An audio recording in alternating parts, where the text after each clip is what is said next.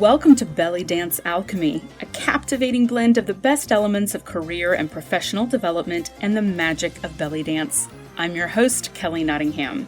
Ready to make your day job sparkle and your dance life grow in new and inspiring ways? Well, let's see what we can brew up. Hello, listeners, and welcome to 2021. I am excited to be here with you and appreciate you listening. IKEA makes me happy. I love to walk around IKEA. I love the little meatballs and the lingonberry jam. I love to go into the little sample apartments that they have in the stores and look at all the minimalist living. And everything is so clean and so tidy. Everything has its spot to be. I look at those little mini apartments and I love to just wander around them and daydream about living in such a tidy little organized home. But when I think about the things that I love to do with my life, I like to knit, I like to sew, I quilt, I garden. The fact that my husband and I both are avid readers. So we have literally tons of books in our home. We have multiple pets. We love to travel. We have tchotchkes from Royer. We've traveled around the world. It's not to say that we couldn't set a goal of living a minimalist lifestyle in a tiny home. We've actually done it before. We lived in a motorhome and travel for work before the whole tiny home movement was even a thing. And it was doable, but it required us both to make sacrifices and changes to the way that we live and really who we are intrinsically. Now, as many of you know from the videos that I post on social media, we have in the past year recently downsized homes again, and we're in the purging process again. And I know that we can do it, but will we ever live in an IKEA photo-worthy minimalist home? Probably not, and that's okay. So today, we're going to be talking about 3 aspects of goal setting and several key ways to think about ways to successfully set and reach our goals. The first, our goals are symptoms of something deeper about our lives underneath that we want to fix. Often our goals are trying to tell us something that's missing in our lives, but we don't dig deep enough to what's really under the goal. So, with our IKEA example, what is it about the idea of a tidy, organized, cozy little home that is appealing? What would hitting that goal of having that tidy little home give me, potentially, that I don't have right now? Now there is the gold. Let's say that it would mean less stress because I can find what I'm looking for more easily than having to look through a bunch of stuff. Feeling more on top of things and organized so I don't feel like I'm forgetting important stuff.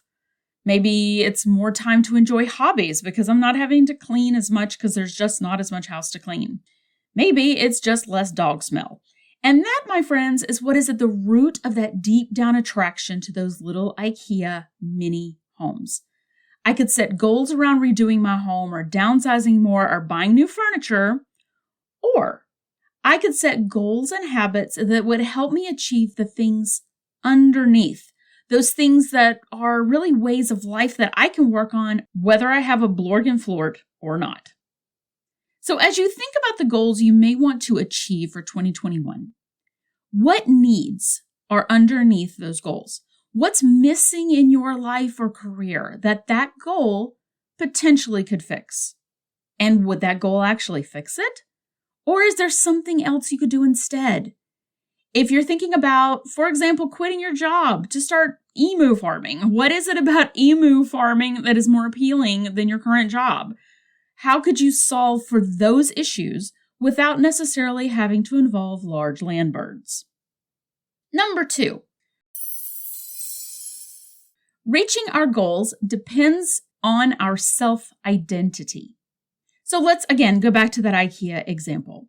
If we say we want to live in a tidy minimalist home or have a tidy minimalist office, but we absolutely hate tidying up, we hate cleaning, we hate purging, and we frequently tell people that we're hoarders, we're going to have a much harder time hitting that goal. Identity can really make or break our success in our goals.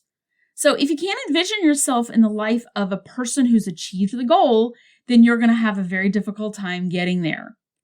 So let's say, for example, that someone wants to change roles. They want to change careers. They want to change complete industries, and they want to move into becoming a real estate agent. But they have a hard time envisioning themselves doing the stuff that you have to do to be a successful real estate agent, like cold calling people, showing strangers around houses that you've never seen before, dealing with negotiations and legal paperwork, and dotting the I's and crossing all of the T's.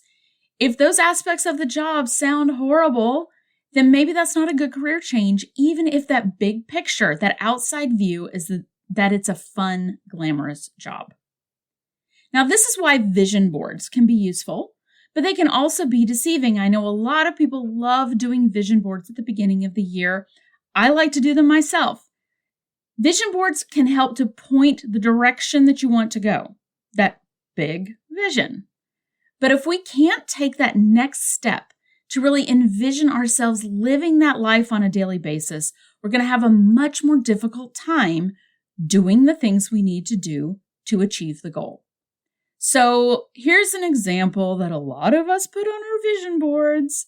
If I want to be a truly fit and healthy person, and I have this vision of being healthy, sort of that finished product of like, I will look like this, but of not actually doing the healthy things, of living a life of being a healthy person, then I'm not going to be able to achieve that goal. And even if I do somehow manage to achieve the goal, well, what then? If I don't have that desire to do healthy and fit things daily, then I'm not going to be able to keep that fitness level up once the goal is reached.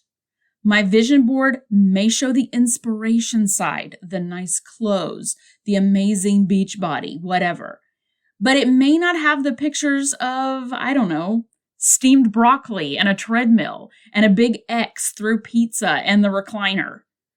Unless we face the reality of what the goal will require on a daily basis, the food management, the exercise, the setting boundaries and saying no to birthday cake, we're not going to hit and keep the results of that goal. If you want to be an entrepreneur and yet you don't like doing bookkeeping or administrivia or sales and you have a hard time delegating, it's not to say you can't be an entrepreneur.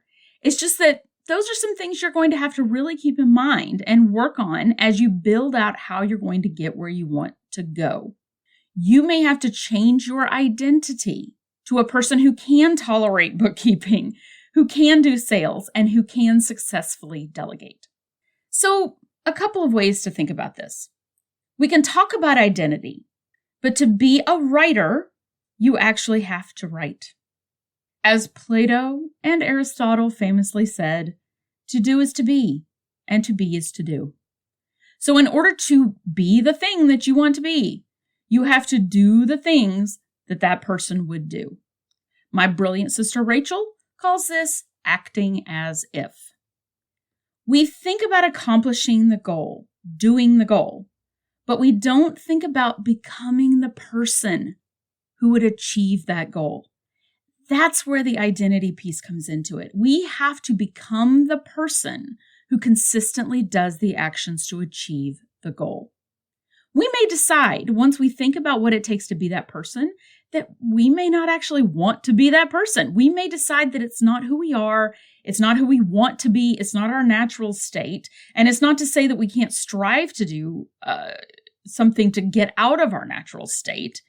But it becomes a question of, do we really want to do that? Do we really want to be that other person? Maybe, maybe not. Number 3 on our list. Hitting our big goals depends on the small goals underneath. Now, SMART goals are all well and good. A lot of you, I'm sure, have heard of SMART goals. Specific, measurable, achievable or actionable, realistic or relevant, and time-bound. And those things are important. I like to think of it in a much more simplified way as something that we can check off of a checklist. So can you put it on a 3-month or a 6-month checklist and be able to say, I have accomplished this thing and check it off? Then it's probably a SMART goal. Now, again, vision boards can be very useful. I like to do one myself, as I said, and it's very pretty and it's got lots of pictures and lots of words and I draw things on it. But the idea of a vision board is to set the direction, that big vision.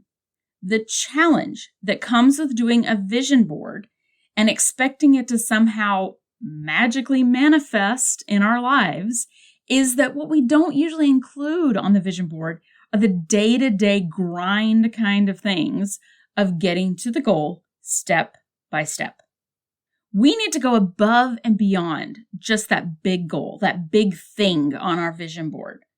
When we think about SMART goals, we tend to think of them on a very big yearly or long-term massive accomplishment level. I like to call this the macrocosm level. So let's just say that my goal is to read a self-development book a month for the rest of 2021. I want to expand my horizons and focus on learning. And so I want to read 12 self-development books by the end of the year. I can set that as a goal. And you know how it goes. You start off really strong. Maybe it's a rainy, really crappy, cold night out, and you binge on a book. And you say, woo, go team, check that off the list. I got one done. But when it's nice outside and you've got other things going on, that book reading starts to slip. And pretty soon, 2 months into the year, you realize you're behind and all you can think is, I'm failing on my goal, right? Sound familiar? So this is where we can think about microcosm goals. These are the small goals that come underneath that big goal, that big macrocosm goal, that will help us to actually get where we want to go. And this is often what we don't pay enough attention to. This isn't the sexy stuff we put on a vision board or on our yearly goals list. This is the day-to-day stuff.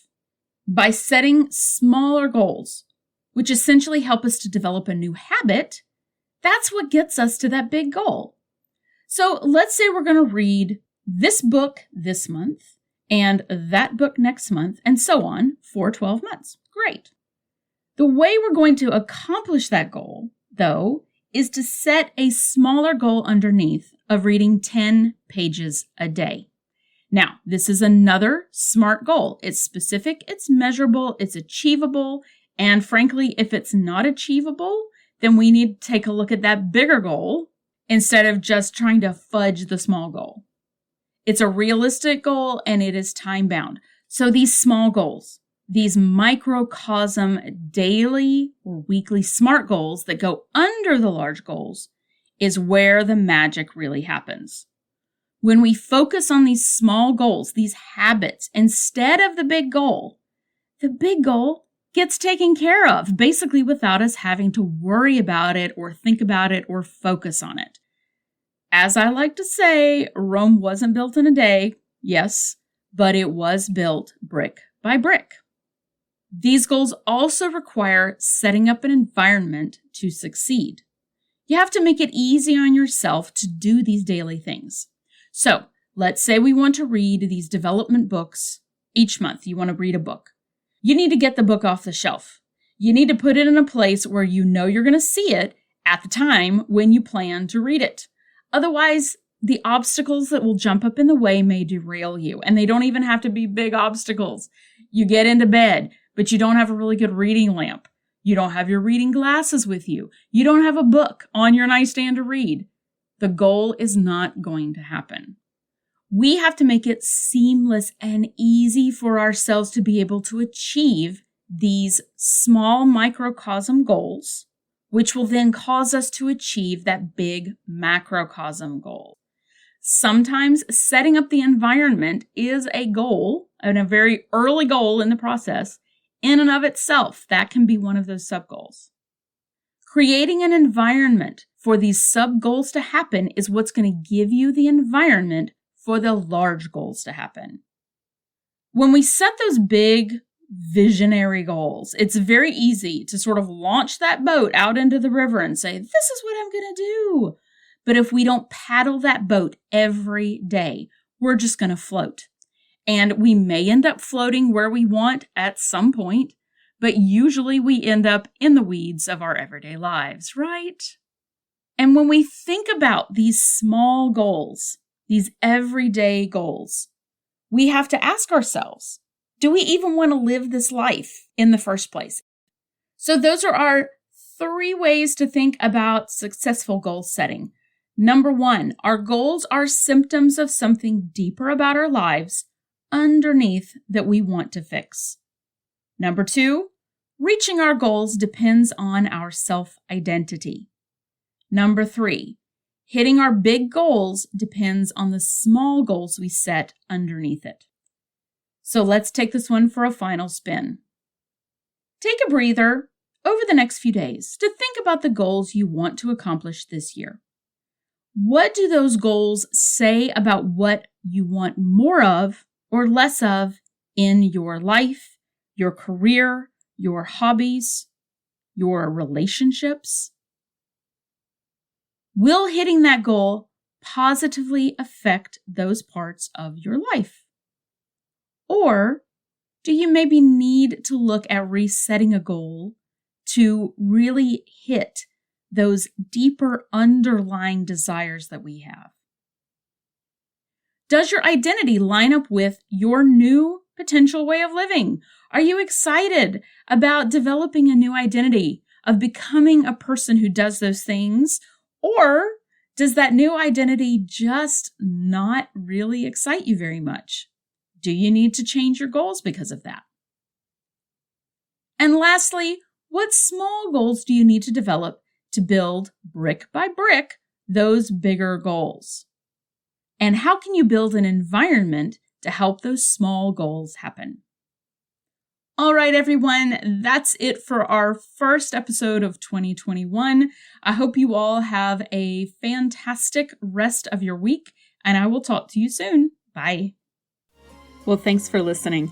If you like what you hear, please subscribe to this podcast and share the magic with your dance friends. If you want more, you can sign up for our mailing list at bellydancealchemy.org, or you can email me your suggestions and feedback. I would love to hear from you at bellydancealchemypodcast@gmail.com. Bye.